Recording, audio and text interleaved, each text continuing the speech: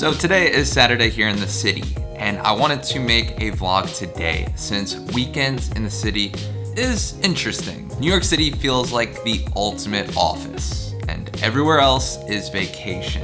But on the weekends here, it does feel the slightest bit more relaxing. You still have people yelling and cars honking all day, but those are just the things you have to deal with here. So let's get into this Saturday in the city. Perfect fall day here in the city, fresh air, and it's also hat season. We're in fall, baby. It is officially fall when Haley whips out the cowgirl hat. It's not a cowgirl hat. What do you call that? It's like, I don't know, like a Tulum hat. Now, coffee at the usual spot.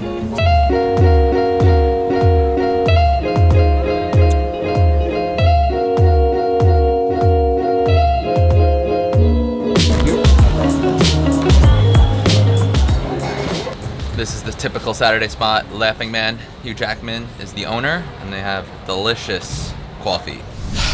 Next up on our Saturday ritual, after Laughing Man, typically head to Central Park. Also, we are back on the Super 73. This is the best way to get around New York City. It just makes New York City so accessible, and it makes it feel like it's just this big college campus where everything you need to get to is so easy. Like right now, we are heading from Tribeca in downtown all the way up to Central Park.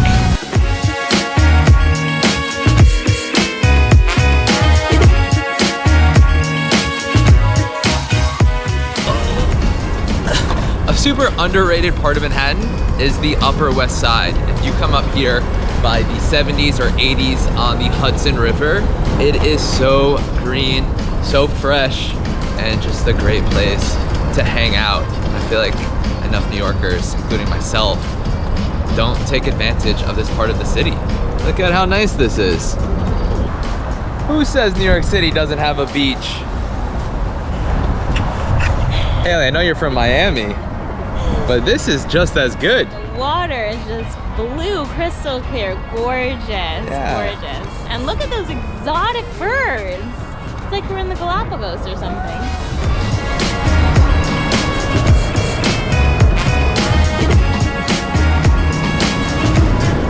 So we just made it here to Central Park, and before we sit down, we're gonna go somewhere that we've been trying to go for the past 2 years. Hopefully, it doesn't fail us today, because last time we tried coming, it was closed. Fingers crossed. Now, only some of you may appreciate this, but if you're familiar with the show You on Netflix, this is the famous Mooney's bookstore. I think it's actually called Logo Bookstore. But this is where our favorite show was filmed.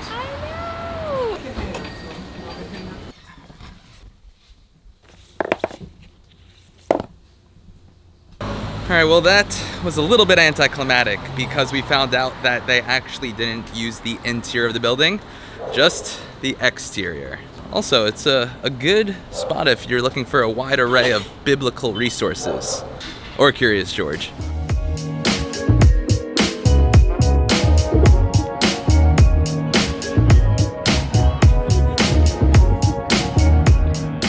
So unfortunately, we don't actually have any beaches here in New York City, but here at Sheep's Meadow in Central Park, this is the closest thing, where the grass is our sand and the glass buildings is our ocean. Everyone just posts up here, tans, play spike ball, play volleyball. We got someone even on a unicycle, and you get this incredible view of the skyline. Perfect park day. Great people watching. Every type of New Yorker comes to Sheep Meadow. You really could find any type. Old, young, couples, hot singles.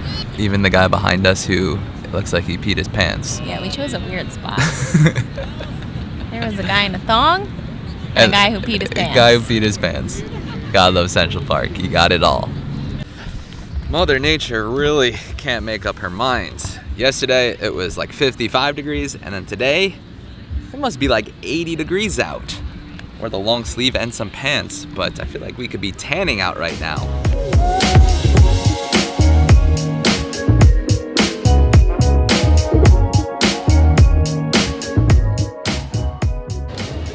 So some of you may not have gotten the bookstore reference, but hopefully you get this one. So right here is where they filmed Home Alone 2, Boston, New York. Macaulay Culkin ran from under here, got away in a horse carriage, and escaped the wet bandits. And now next up on our Central Park adventure, we're heading in the water.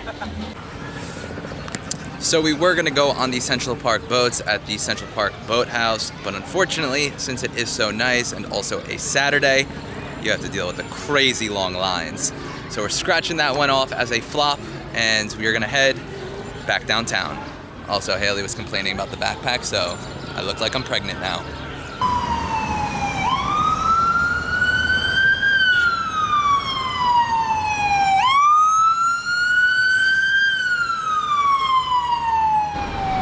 So we just made it back downtown, where we are gonna be going to one of my newest favorite pizza places. Unregular Pizza. I've been telling Haley about this place for the past couple months. Excited for her to finally try it. It is unlike any other pizza in New York. Definitely unregular. Stays on brand.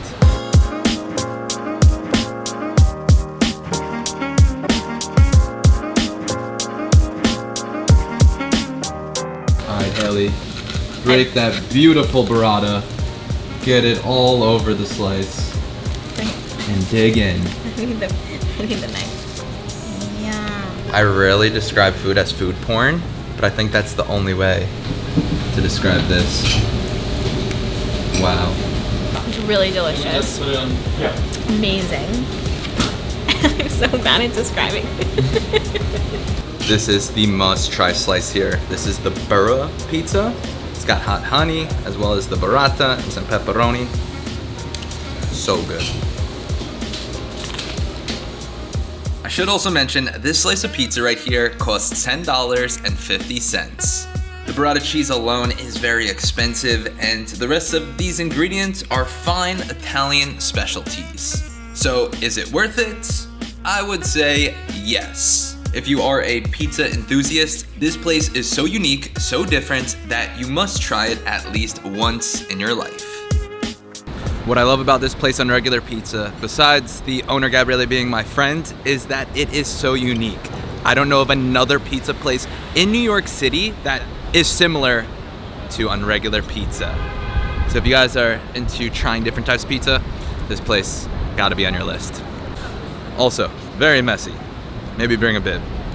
So also on the weekends here in the city, usually get some shopping done. So right now, we just pulled up to one of my favorite stores in all of Lower Manhattan. This is the Hing Florist, right in the heart of Chinatown.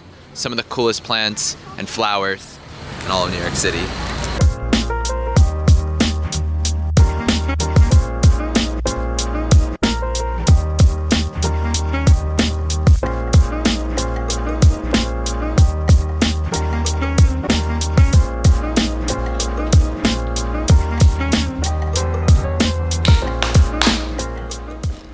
So something else that I'm super excited about documenting on this channel is the renovations to my studio. Since right now, I do really like what I have over here and built a couple months ago, but above it, even on that section, over there, over here, just about everywhere else besides this part of the wall, I'm not totally satisfied with. So I do want to continuously make renovations here and improvements and turn this into my dream studio.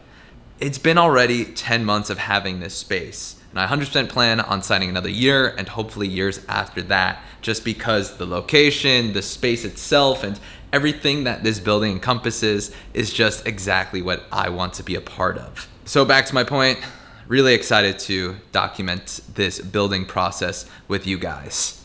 All starting one plant at a time. Rome wasn't built in a day, and neither was New York City creative studio spaces.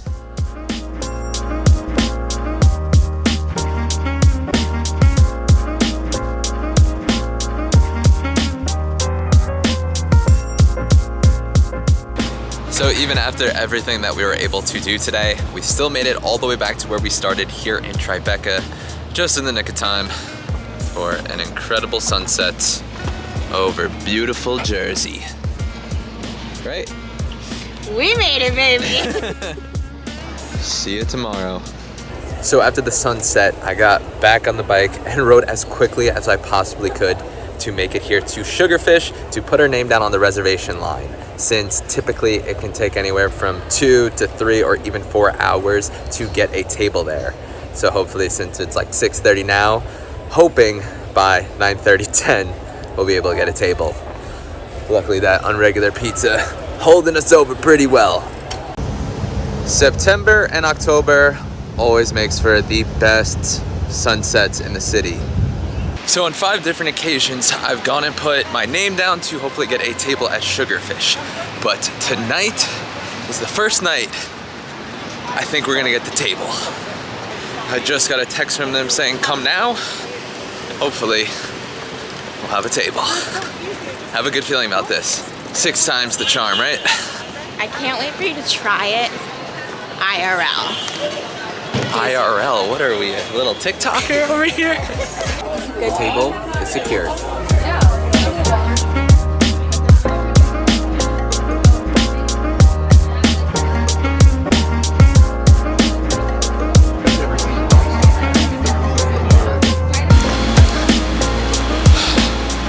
So the grand reveal, was the famous Sugarfish worth the hype? I would say absolutely. That was phenomenal. There was so much flavor in every single piece. I don't know how they do it. Where's Haley? Yeah. Great work. My favorite sushi place in the world. All right, well, that's what a typical Saturday in the city is like.